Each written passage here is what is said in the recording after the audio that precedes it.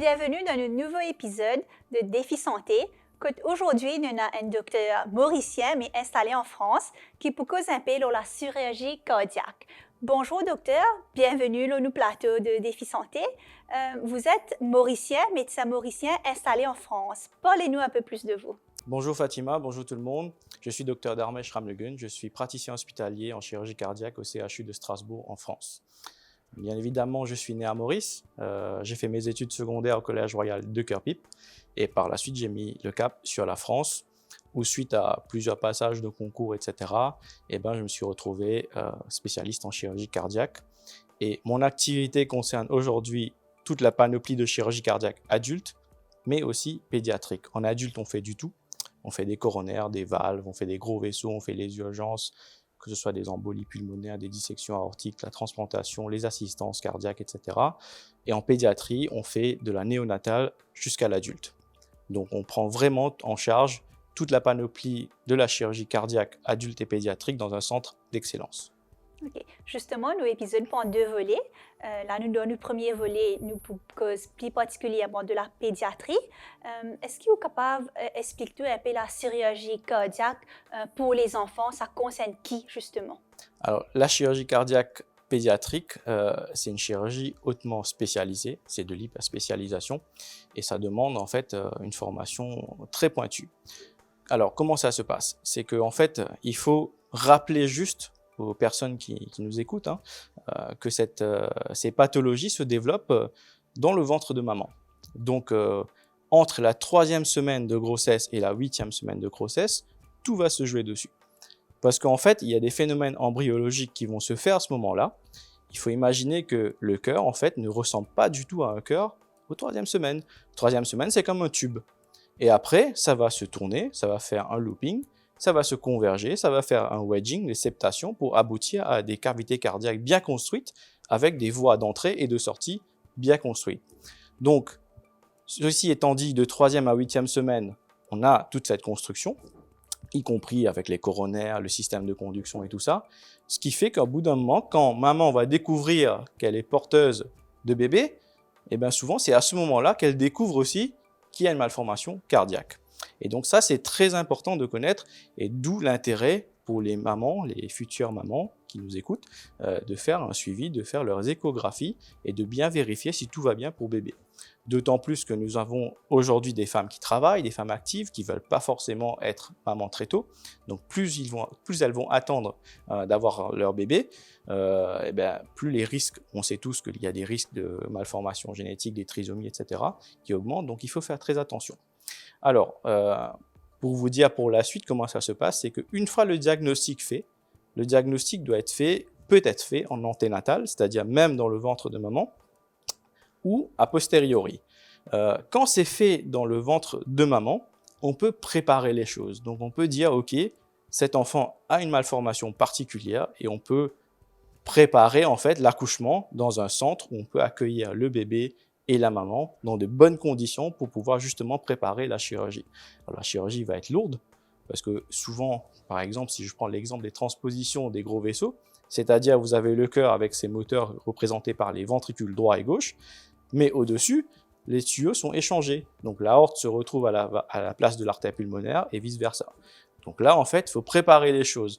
Et donc, ces enfants vont être nés dans des centres hautement spécialisés. On peut accueillir ce genre de bébé. On peut proposer des solutions tampons, par exemple des manœuvres de Rashkin.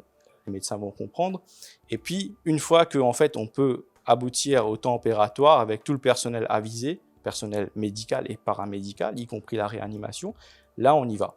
Et donc, généralement, c'est une intervention qui se planifie jusqu'à les 10-12 jours de vie à la naissance. Justement, la chirurgie se fait tout de suite après la naissance. C'est une chirurgie néonatale. C'est recommandé de faire cette chirurgie rapidement après la naissance. Okay. Et justement, en France et ailleurs, quels sont les traitements, les chirurgies qui sont actuellement proposés? Alors, on fait de tout. C'est-à-dire, là, je vous ai évoqué l'exemple de transposition des gros vaisseaux, mais par exemple, il y a une maladie qui est connue du grand public, c'est la maladie bleue, mais en fait, ce n'est pas vraiment la maladie bleue, c'est la tétralogie de Fallot. Donc, en fait, il y a très peu de sang qui passe vers la circulation pulmonaire, ce qui fait que les enfants ils sont désaturés, ils ont moins d'oxygène qui circule et donc on les voit un peu bleus.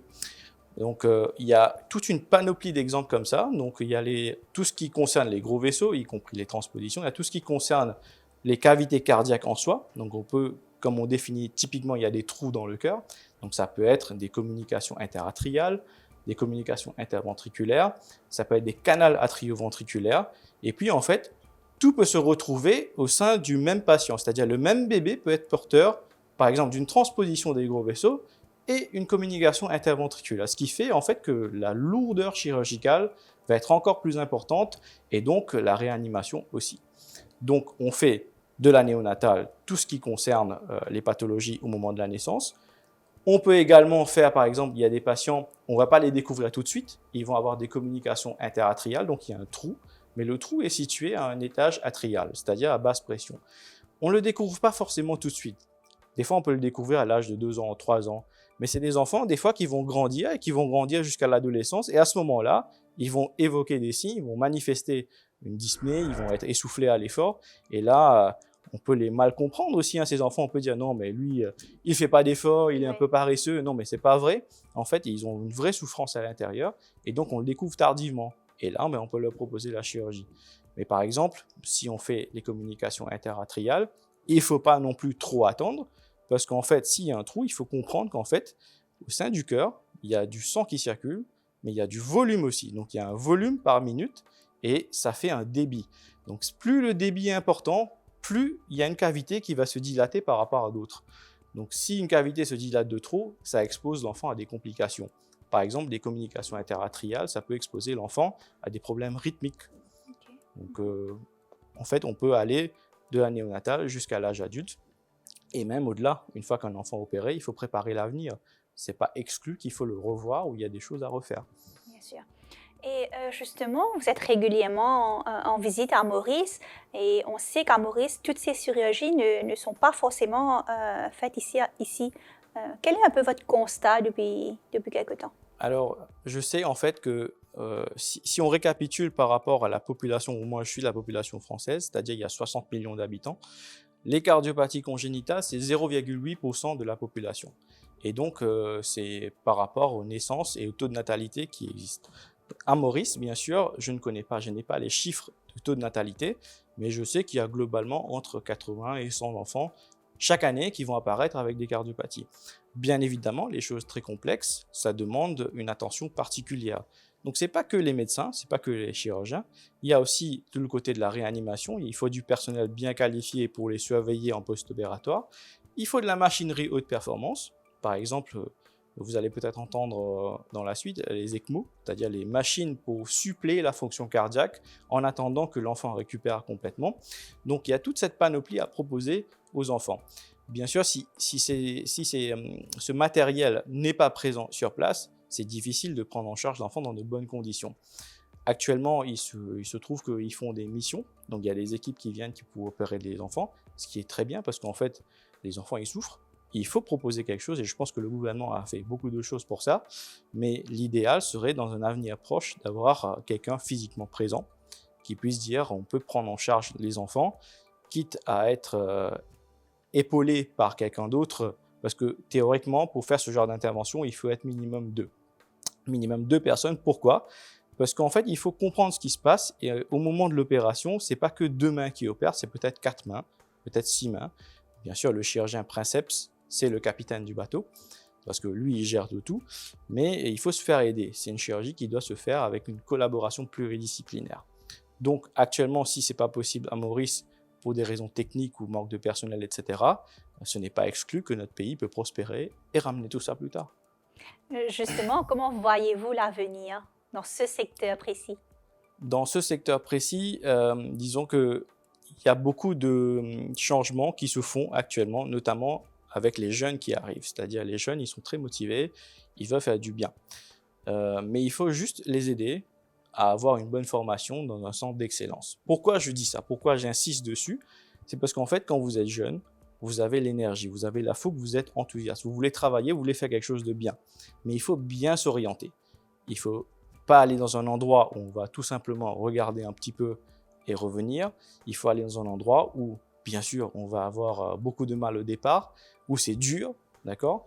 Mais il faut passer dedans, comme ça, quand on sort, on sait qui on est et on peut travailler correctement. Et ensuite, on peut transmettre ce savoir à d'autres. Donc, c'est en fait toute une chaîne qu'il faut démarrer. Je pense qu'on a de quoi faire sur site.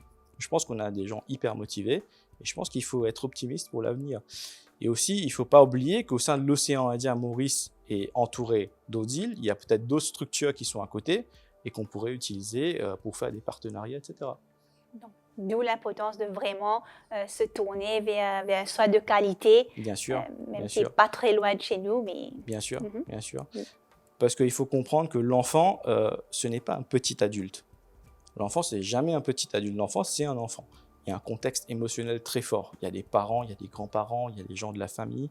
Donc, il faut proposer tout ce qu'on a de mieux pour les enfants. Quand vous avez un enfant malade dans vos bras et que vous allez quelque part et vous dites « je veux faire soigner mon enfant », vous n'allez pas réfléchir s'il faut payer ou pas, vous êtes prêt à tout faire.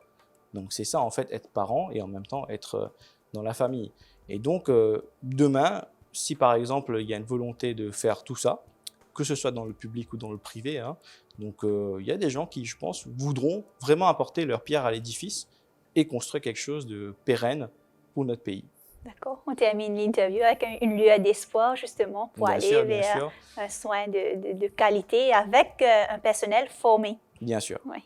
Donc, merci beaucoup. C'était le premier volet de nos interviews avec le docteur Dharmesh Ramlogan. Nous retrouvons dans le deuxième volet, que cette fois-ci, nous cause sur la chirurgie cardiaque chez les adultes. Merci beaucoup.